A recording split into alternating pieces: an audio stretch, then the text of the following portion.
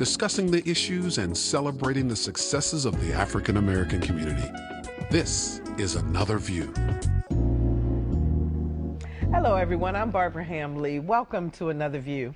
During this holiday season, we are bringing you stories of people in our community who are grateful for the help they received from others when times were tough.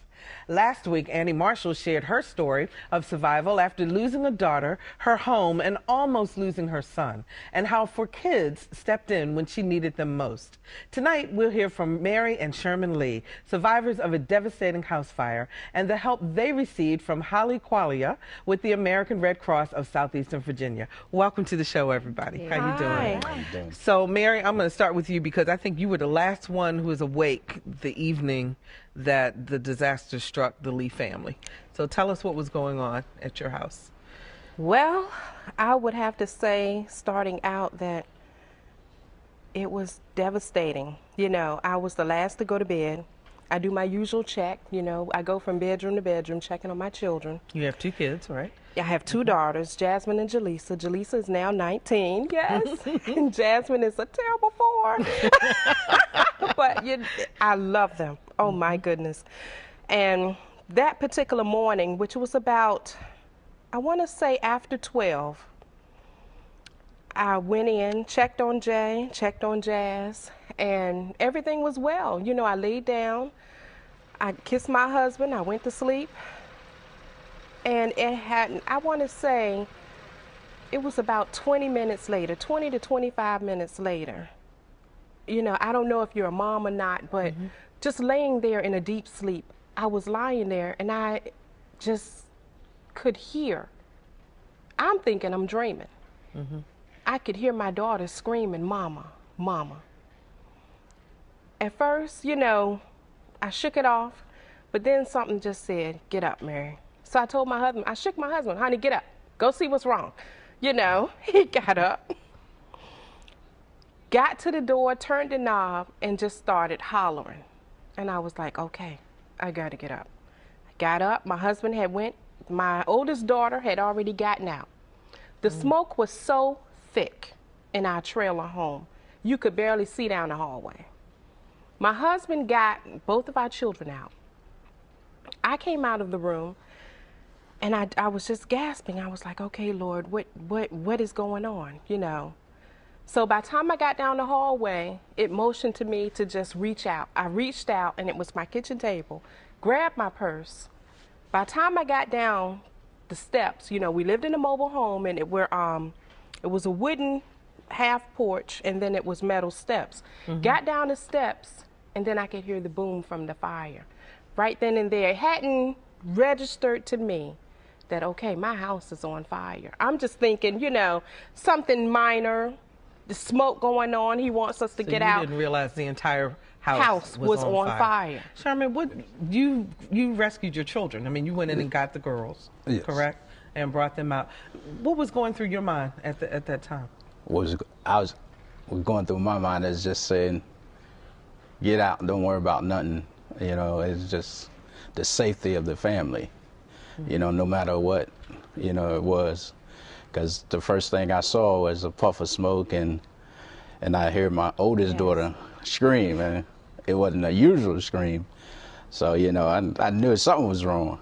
So we just got out. As soon as we got out, like, to the highway and stuff, it was just like the windows just started busting out and everything. As a matter of fact, I believe the fire was even covered in the local news, wasn't it? Yes. It was that intense. Yes. And you all came out with the clothes on your back? Yes. Basically, your pajamas? No shoes. No shoes. And it was so extraordinary because our neighbors were just pouring out. You know, it hadn't registered to us, the loss, and how serious this fire really was. And I was just thanking God. My husband was thanking God. You know, at the same time, he was ushering us out, you know, take the children away, don't let them see the fire, you know, get them to safety. And he had an older aunt in the city that I took the children to. And we just communed to prayer right then and there. You know, you don't just lose your home just like that, you know, and we couldn't figure out, okay, what started the fire? And then when we found out it was something electrical, and it does not register in your mind, in a million years you would never think, your home, where all your keepsakes at, you would lose within just And you minutes. lost everything. Everything. Pictures, everything, clothing, the whole bit. Everything. Okay, so the Red Cross comes in to help. You met Holly. Holly, how does the Red Cross get involved at this point, and what were you able to do to help this family? Okay. Initially, the phone call will come usually from fire dispatch, notifying one of our volunteers. We have volunteers on call 24 hours a day. We have a day shift and a night shift. And it happened to be two amazing volunteers of ours, Debbie Economist and Ed Wood, who responded to the call for the Lee family. And they assembled, I believe, at our Virginia Beach office and went and responded to the incident. What happens is when we get to the incident, we meet up with the family, we meet up with the fire officials, we get an idea about what is going on at the scene. And then we talk with the family to find out what we can do to help meet those emergency needs, the shelter, the clothing, the food, to make sure that they're going to be safe for that night. No matter what has just happened, we can help alleviate some of that stress going on right then and there by providing them with that immediate shelter. Did you all have anywhere to go, Sherman? Did you have another family to go to, or did you go to a shelter? Or? No, we went to the Red Cross said we went to the motel. So Red Cross put you up Yes. for immediately for that evening? For that evening. Okay. Yes. So you wake up the next morning. How do you get started again? What was going through your head? I have to say this, and Holly knows it. We have become the best of friends through just, I want to say, 5 hours, Holly. Yeah. And I am petty, picky. And I'll tell you, from the moment the Red Cross showed up on the scene, they were shocked by us, we were shocked by them. They were smiling, we were smiling, and it was like, okay, it's just the house, that's it. We got to go on from here. And like Holly said, they were up in tune for us and ready to help us, and the communication was magnificent. They were able not only just put us up in a hotel, but I was able, through the help of the American Red Cross, get my children ready for school that morning, because I was determined they were going to be sitting in those desks, ready to learn. Yes, we just lost our house, but God enabled us to have our lives. And not only that, He sent us blessings, the American Red Cross. So we had our children in school. I was able to fix breakfast, pack lunches together, get them in there. And I was happy about it. I told my husband, here's the list. They left us a list of everything they could help us with. So our morning, we really didn't sleep all night, We was up all night. How bad you were all we night. didn't sleep. It was just basically catering to our children, knowing that we had help. We got with Holly that same morning, replaced our cell phones so we could reach out and touch family, our local church, just members, family and friends that we know that could come out and say, okay, Mary just had a fire. The Lees, my husband, his job and everything, the security that we felt with them and their help, it was magnificent. I didn't feel like I lost anything. And I laugh today because, we dwell as individuals on the material. The help and the love that American Red Cross brings into the house of a family, we lost everything. But if you looked at us that morning, you wouldn't think we lost a thing. We were in their office. They were all surrounded around us, and we were working it out. A few of them had my husband taking care of his business, Holly. We were getting medicine for my girls. They both have asthma, and I have MS. So Holly and I, we were calling everybody. And it was just, Holly, that week. They stayed with us that week and continually until we moved into our new place. Well, that's what I wanted to ask you, Holly. How long does the Red Cross continue services? I mean, I know you get people through the immediate, but then what happens past that moment? Because I don't think people really realize how long and how involved you all stay with the family. And I guess you stay until they want you to go, huh? Right. And Mary hasn't really let me go yet. So they're still with me to this day. And they're wonderful. They're like family to me. It really is amazing how some clients you just really connect with, and they become part of your story, And so when it comes, there's really no time frame as how long we'll provide assistance. We make sure what they need, to move on with their lives is met. If we cannot provide it with our services, we'll make sure that we connect them with the right services in our community to meet those needs. And we have an incredible network of organizations in our community, as you've already interviewed with 4 kids. We just network with these other organizations to make sure that if we cannot meet that immediate need, we have somebody else who can. So we never let anyone go hanging. We don't let them go and just say, okay, good luck on that one. We make sure that every step is met if they make that available to us. If they're willing to work with us, we're willing to work with them. Sherman, you all got through that first week. I guess you stayed in temporary housing for then. What was the next step? What happened after that? After did you move into more permanent housing? Or did you stay in a hotel for a long time did you rebuild your house? Oh no, we didn't stay in the motel too much longer because we were blessed with our house. Yeah, and you know. You able to find another house? Yes, It was right. a blessing. I believe it was probably about a month or so afterwards. Oh, that's fantastic. Yeah, it was less than 30 days. Less than 30 days.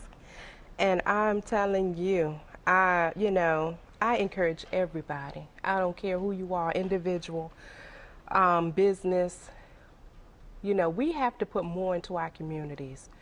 Organizations like the American Red Cross are needed more today, now, more than ever. It was just getting to know Holly, getting to know the business, and the help and the love that they emphasize in helping people.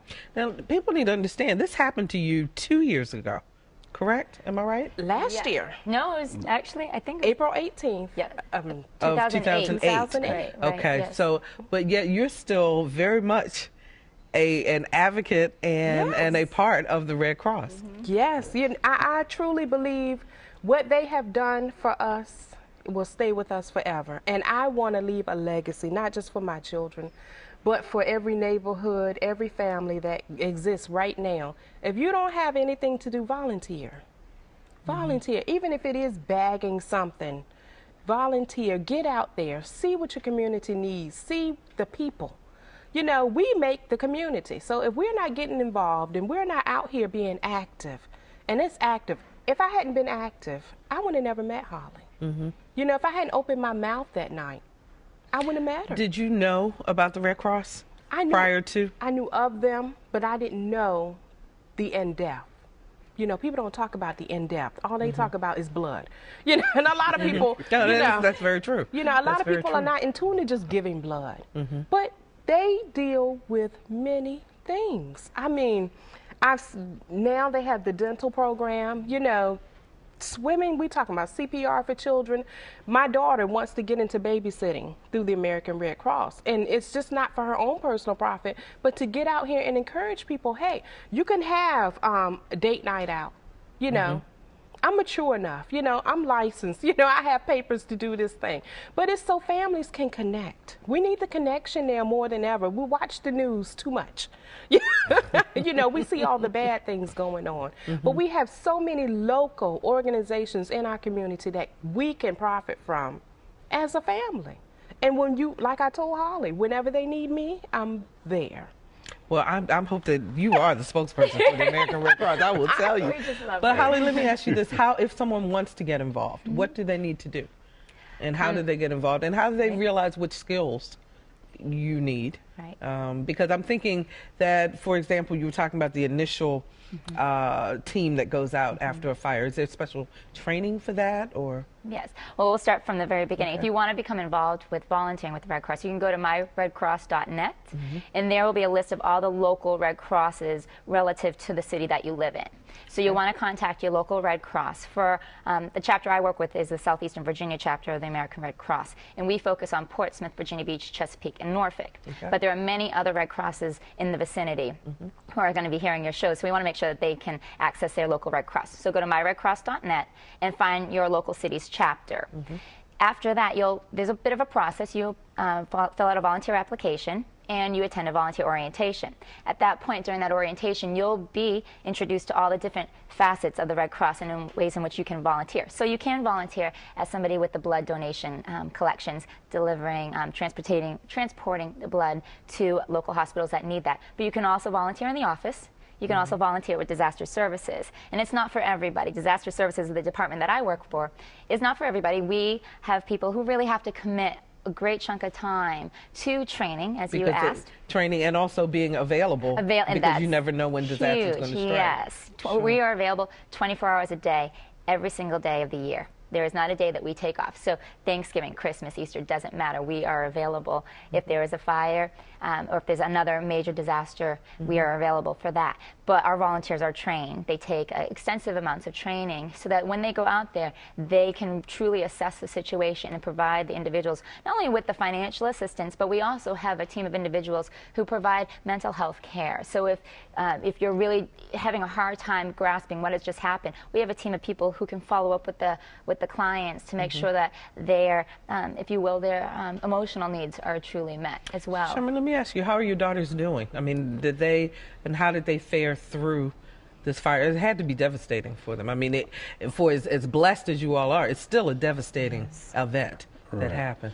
Well, at first I thought my oldest daughter was like kind of shaky, but you know, because she would wake up sometime at night and I have nightmares. And yes, and I was like, oh Lord Jesus, what's going on here? But after a couple of days, she got through. After we went on along with our regular old days and stuff, going to school, going to church, never stopped going. Mary, getting back to normal, quote unquote, that was very important to you. Yes, I think family.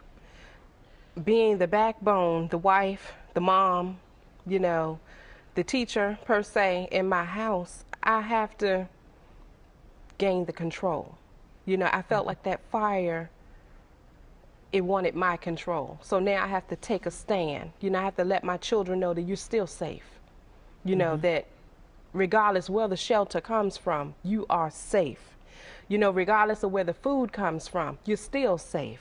You know, we're still going to go to school. We're still going to pray together. You have decent clothes, you know, and we still read together. And it was important to me for them to see, okay, you know, this thing didn't jolt anything. You know, we're going to get a house. You know, we're going to, the same things I said that night, I still say today.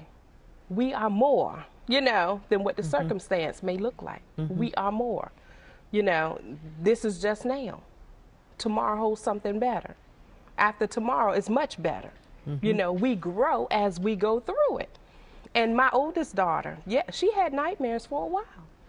But I kept preaching it to her, honey, you are stronger than this. You know, hey, you cannot stay here.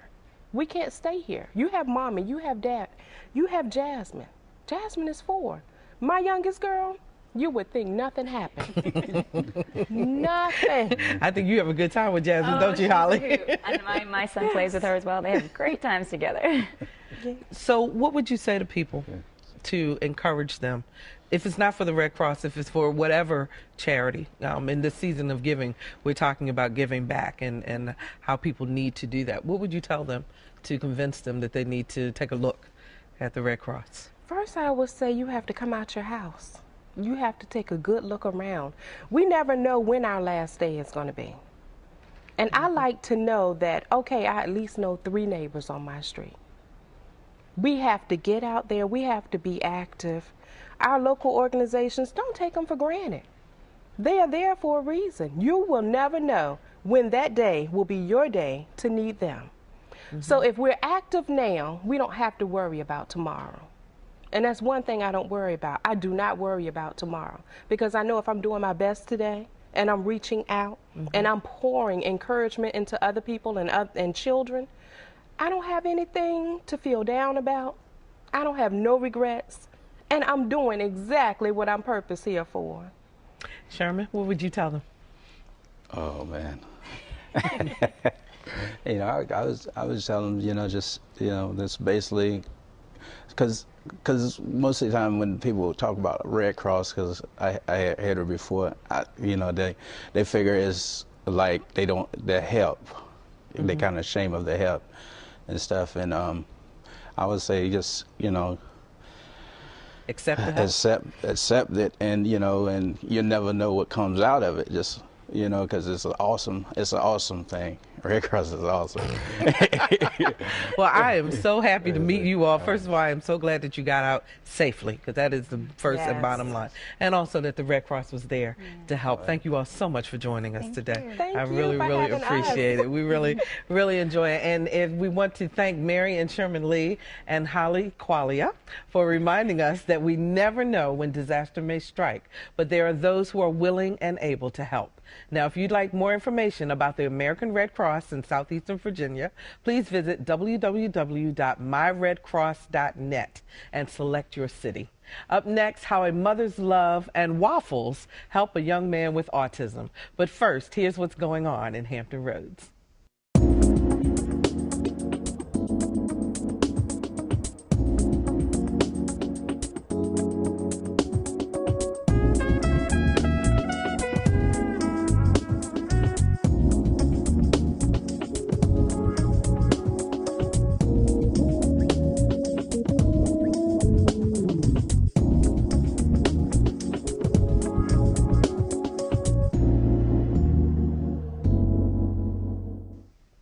Welcome back. Children with autism often have one thing that gets their attention. For some, it may be a favorite television character or program, or for others, it may be a favorite toy. For Tad Talbert, it was waffles. And now Tad's mom, Kim, has taken her and her son's journey and turned it into a children's book. Our Lisa Godley has their story. Tad Tolbert was no more than 4 when he'd look into his mom's eyes meal after meal, day in and day out, and ask for his favorite food, waffles. He wanted them for every meal, morning, noon, and night. If you know anything about people with autism, they have a repetitive nature.